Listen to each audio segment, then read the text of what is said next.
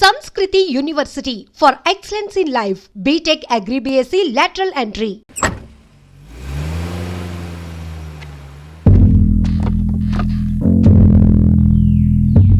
सुबह सुबह दिमाग खराब हो गया रा भाई।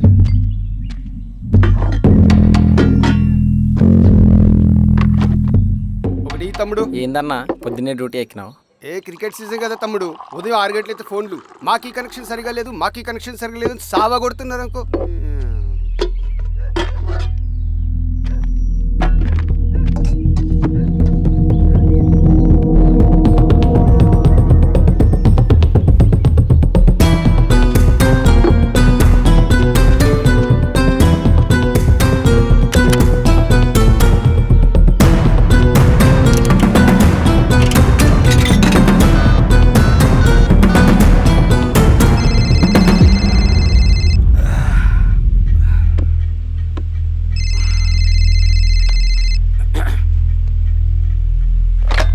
Hello, Penupaka police station. తాగి ఊళ్ళోకి వచ్చాడు సార్. నిజమా? అవును సార్, నా పక్కనే ఉన్నాడు సార్. సరే రేయ్, అరే మాణిక్యం లే, బయలుదేరు. తమ్ముడు బాబాయ్ బాగున్నావా? బాగున్నా. పెద్దోడు బాగున్నాడా? బాగున్నాడు. అవును బాబాయ్, మన ఊర్లో రైతు కూలీ సమస్య తీరిందా? లేదయ్యా. ఈ సమస్యను మనం త్వరగా తేల్చాలి బాబాయ్. ఏదో ఒకటి త్వరగా తేల్చండి అయ్యా. వస్తాను బాబాయ్, జాగ్రత్త. బాబు. రేయ్,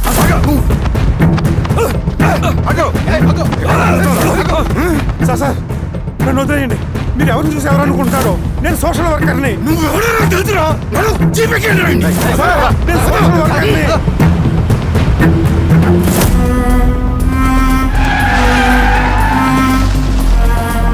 అదే బండాపు. ఓకే రేయ్, ఇదిగో. ఏంటి సార్ అడిలో ఆపారు? ఏం వీరస్వామి సార్. పోలీస్ స్టేషన్ లోనే ఎంక్వైరీ చేయాలని మన రూల్ ఉందా? అర్థమైంది సార్. రేయ్, తాడుపట్రా. సరే సార్. పదా.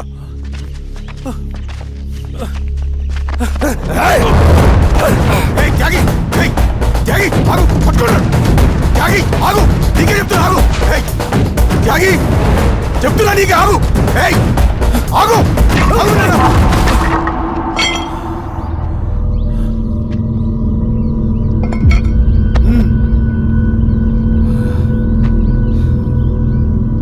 త్యాగి కత్తింద పడే చెప్తున్నా కదా. జీవితం ఉద్యమం కోసం, నా ఊపిరి సింగన్నకు అంకితం. లాల్ సలాం, విప్లవం వర్ధిల్లా.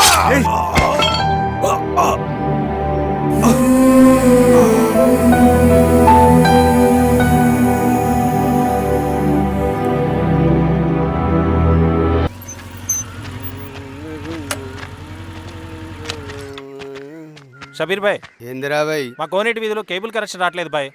పొద్దునేందిరా భాయ్? లేదన్నా, మేము కొంచెం క్రికెట్ బెట్టింగ్ పెట్టుకున్నాం, కొంచెం వీలైతే చూడన్నా. నేను రాను పోరా భాయ్. అన్నా ఏందిరా?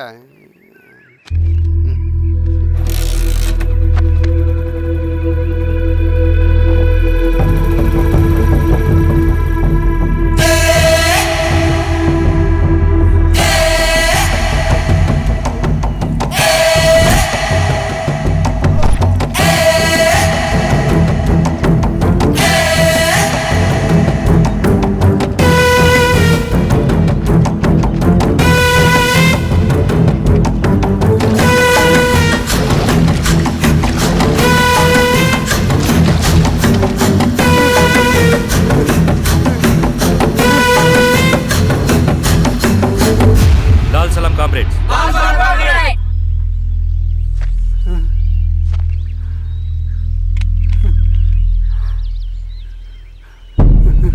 ₹1,00,000 సంపాదించడానికి ఎన్ని రోజులు పడుతుంది? అడిగిన దానికి సూటిగా సమాధానం చెప్పు. ₹1,00,000 సంపాదించడానికి ఎన్ని రోజులు పడుతుంది? చెప్పురా ద్రోహి. అదే ఒక విప్లవకారుని తయారు చేయడానికి ఎన్ని రోజులు పడుతుంది తెలుసా? చెప్పురా. ఒక సూర్యగోళాన్ని సృష్టించినంత కష్టంరా. అలాంటి వాడిని ఒక 5,000 అమ్మేస్తావు కదరా.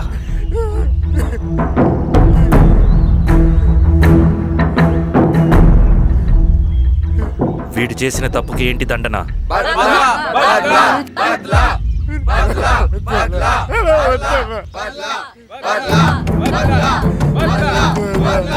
నీలాగా డబ్బుకు కకృతిపడి విప్లవకారుల్ని బలిపెట్టే ప్రతి ఒక్కొక్కడికి నీ చావుకు గుణపాఠం కావాలి.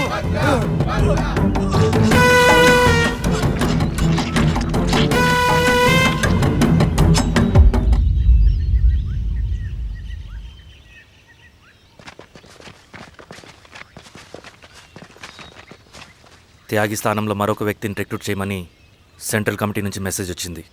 ఆ వ్యక్తే మన కళ్ళు చెవులు. తగిన వ్యక్తిని రిక్రూట్ చేయాలి. అలాగే కామ్రేడ్. లాల్ సలాం.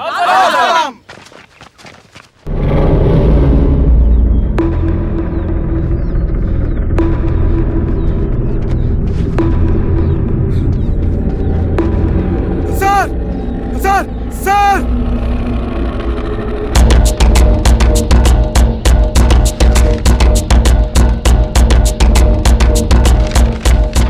హెచ్చరిక: డబ్బులకు అమ్ముడుపోయే ఊరుకుకలతో విప్లవోద్యమాన్ని ఆపలేరు. ఆపాలని ప్రయత్నించే ప్రతి ఒక్కరికి ప్రజాకోట్లో ఇదే గతి పడుతుంది. ఇట్లు సింగన్న దళం.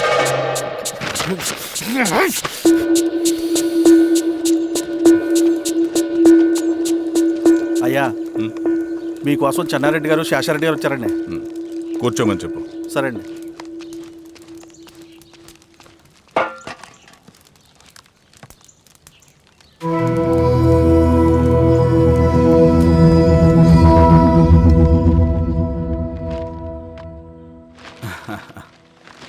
కూర్చోండి బాబాయ్.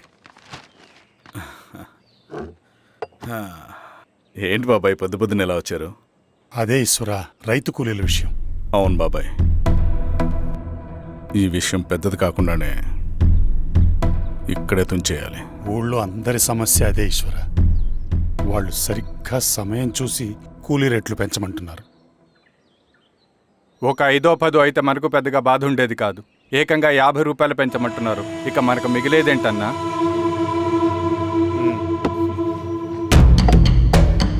చెరువులోకి నీళ్ళు వచ్చేసరికి జలగలకి బలం పెరుగుతుందంట.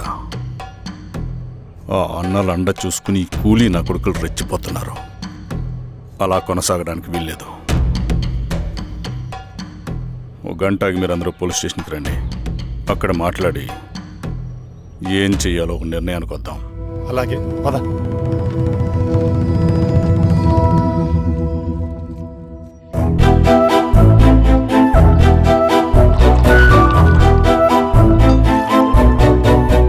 బాబు సార్, స్టేషన్కి ఓ 10 టీలు త్వరగా పంపించు. Okay sir. Okay sir.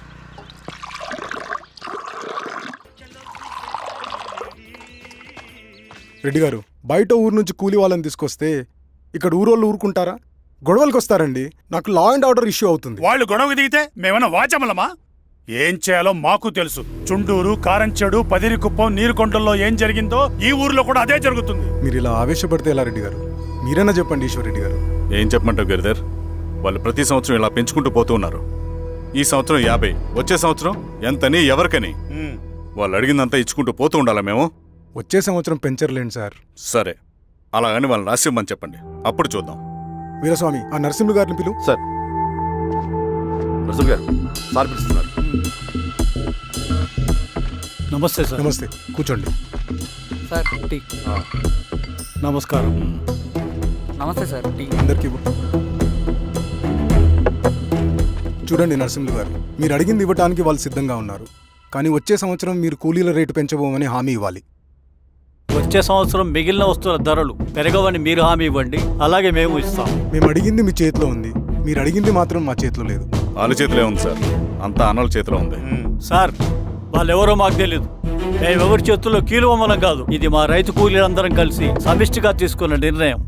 చిన్న చిన్న అవసరాలకు అప్పులు తీసుకున్న పాపానికి మా భూముల్ని బలవంతంగా గుంజుకుని మా పొలాల్లో మమ్మల్నే కూలీలుగా మార్చారు వీళ్ళు. భూమి మాది, పని చేసేది మేము, పండించేది కూడా మేమే. అవన్నీ మీ పార్టీ మీటింగ్లో చెప్పుకోండి, వింటారు. కూలీ డబ్బులు ఎవరి దయాధర్మం కాదు, మీకు తోచినంత ఇవ్వడానికి అది మా హక్కు. మేము అడిగింది న్యాయబద్ధంగా ఇవ్వకపోతే మీ పొలాల్లో ఒక గింజ కూడా రాలదు.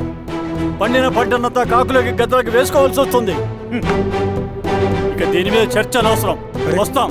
నరసింహులు గారు కొంచెం ఆగండి సార్. మీరైనా కొంచెం చెప్పండి సార్.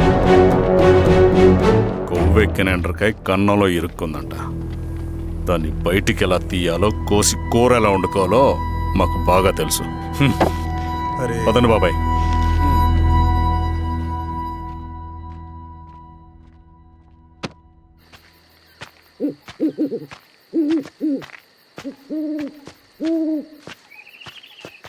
లాల్ సలాం కామ్రేడ్. లాల్ సలాం. ఇంత పొద్దున లేచారంటన్నా? విప్లవకారుల జీవితాలు ఇంతే కదా రవి. 15 ఏళ్ళుగా ఇదే జీవితమే కదా బతుకుతున్నాను. ఎటువైపు నుంచి ఎవడొచ్చి అటాక్ చేస్తాడో తెలీదు. పరిగెడుతూనే ఉండాలి.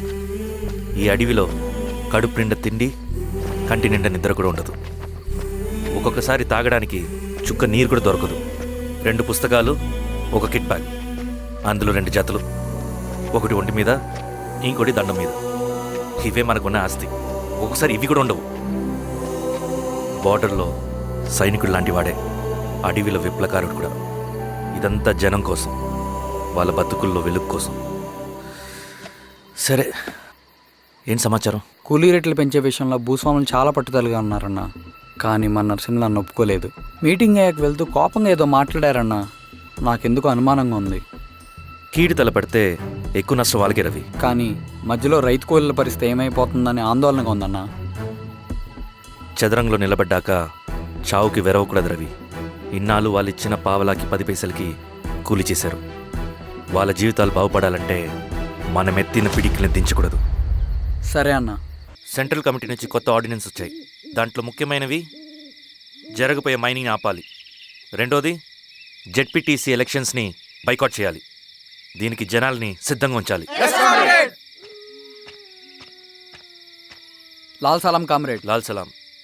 ఏంట్రవి, శ్రీరామ్గిరిలో భూస్వాములందరూ దేవుళ్ళైపోయారంట, పేద ప్రజలకంతా వరాలు ఇస్తున్నారంట. ఏంటి సంగతి? అవునన్నా, నేను కూడా ఆశ్చర్యపోయాను. ఒక గవర్నమెంట్ ఆఫీసర్ తలుచుకుంటే ఒక ఊరు క్షణాల్లో ఎలా మారిపోద్దో నా కళ్ళారా చూశానన్నా. అది కాదన్నా, అంటే నా ఉద్దేశం వాళ్ళు ఏం చేసినా దానికి ఒక స్ట్రాటజీ ఉంటుంది. శిరీష వాళ్ళ వర్గానికి చెందిన అమ్మాయి. ఆ అమ్మాయికి ఎంత పాపులారిటీ వస్తే వాళ్ళకంత మంచిది.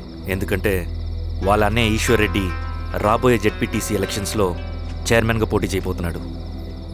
ఈ అభిమానం మొత్తం వాళ్ళు ఓట్ బ్యాంక్గా మార్చుకోపోతున్నారు. అంటే అన్నా, శిరీష అయినా ఎవరైనా ఒకే తాను ముక్కలే. అధికారమే వాళ్ళ అవసరం తీరుస్తుంది. వీళ్ళందరూ అధికారం కోసం ప్రయత్నం చేసేది వాళ్ళ ఉనికిని కాపాడుకోవటం కోసమే. రేపే నామినేషన్ వేస్తున్నారు.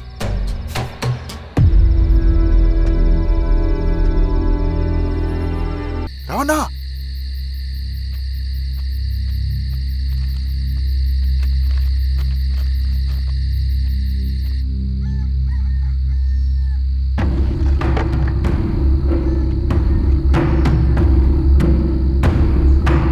బాబాయ్ బాబాయ్. ఏంటి ఈ టైంలో వచ్చావు?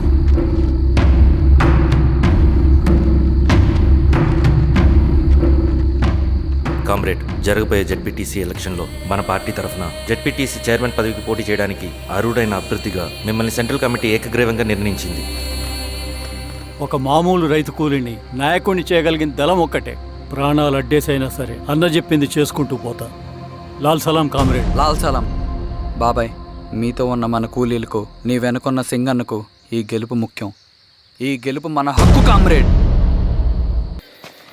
లాల్ సలాం కామ్రేడ్. లాల్ సలాం.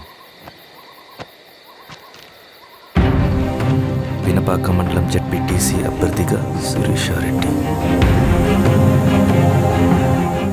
రవిని పిలిపించు. లాల్ సలాం కామ్రేడ్. లాల్ సలాం. ఎంఆర్ఓ శిరీష ఈ ఎలక్షన్ నుంచి తప్పుకోవాలి. ఏం చేయమంటావు అన్నా? శిరీషాని ప్రజాకోర్టులో హాజరుపరచాలి. అది నువ్వే చేయాలి. అన్నా, ఎక్కడికి పోతున్నాం మనం? సమసమాజ స్థాపన వైపుకు. బలహీనుని బానిసగా మార్చి దోచుకోవాలనుకునే బలవంతుడి గుండెలు చీల్చే వైపుకు. అభయం ఇచ్చే ఎర్ర జెండా నీడ వైపుకు. రవి, అందుకే ఎలక్షన్ జరగకూడదు. గెలిస్తే మనమే గెలవాలి. డబ్బు, కులం, రాజకీయ కండబలం, సానుభూతి ఓట్లు కానీ గెలవకూడదు. ఈశ్వర్ రెడ్డి హత్య జరిగింది కాబట్టి ఈసారి శిరీషకి హై సెక్యూరిటీ ఉంటుంది. జాగ్రత్తగా డీల్ చేయి.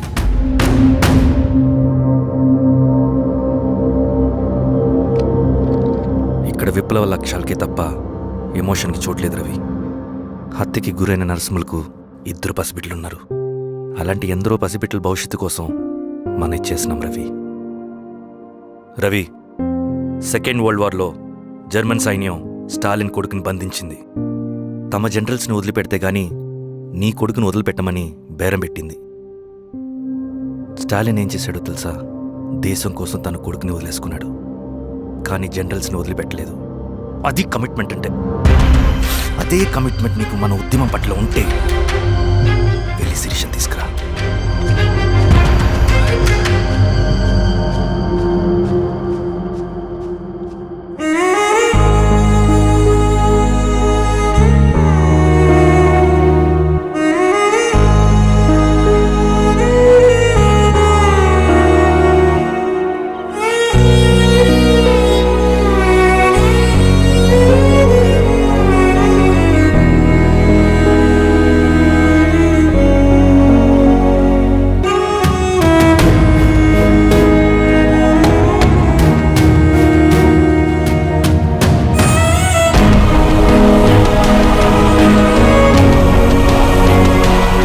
అదే కమిట్మెంట్ నీకు మన ఉద్యమం పట్ల ఉంటే వెళ్ళి శిరీషను తీసుకురా.